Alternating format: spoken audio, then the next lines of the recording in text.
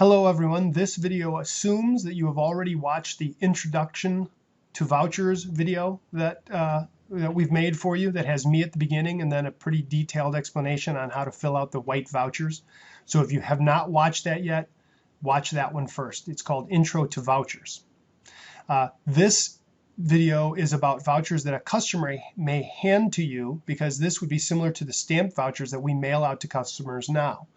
We will be sending these vouchers out to customers, and they will already come with their account number filled in and their account name filled in. So it would be similar to the stamp vouchers that we have now. So let's describe this voucher to you. First of all, on the left side of the voucher is the stub area, and that's strictly for the customer's benefit. You would never see this as a driver. They might accidentally tear it out and give it to you, but it's really unimportant to you.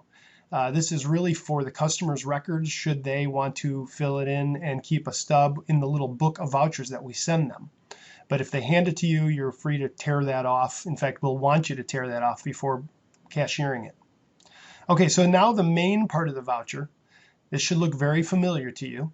Again, this example doesn't have the account number or account name filled in on it, nor does it have the barcodes that would be along the end and along the bottom, but those barcodes will get printed, as will the account number and account name, prior to us sending it out to the customer.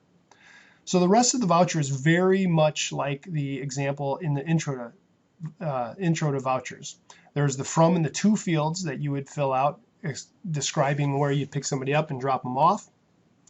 There's the driver ID, cab number, and fare number fields where you would write in your driver ID, cab number, fare number. And again, the rider name and the received by, where you would print a rider's name or who received a delivery.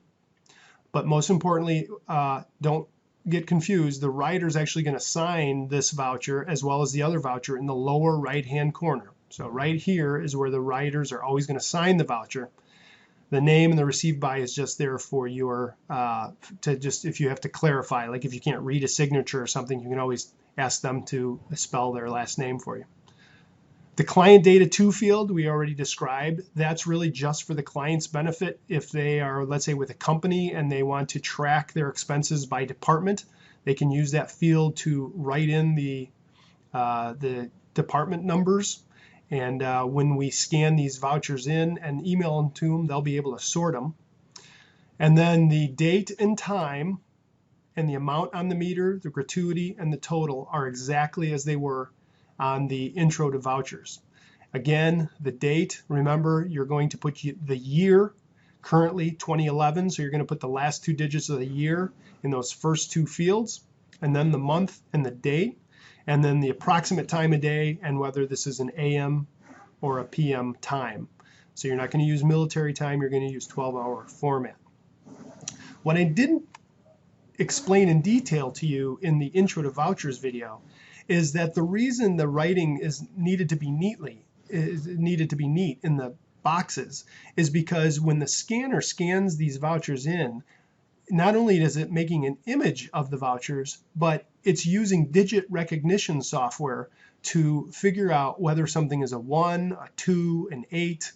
Of course, there's an opportunity for us to correct those if it's confused. If the software is confused, it points out, I'm not sure what this is, so we can tell it what it is. But the neater these boxes are, the better.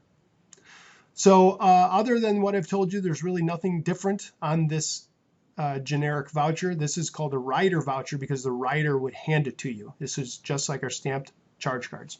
Thank you.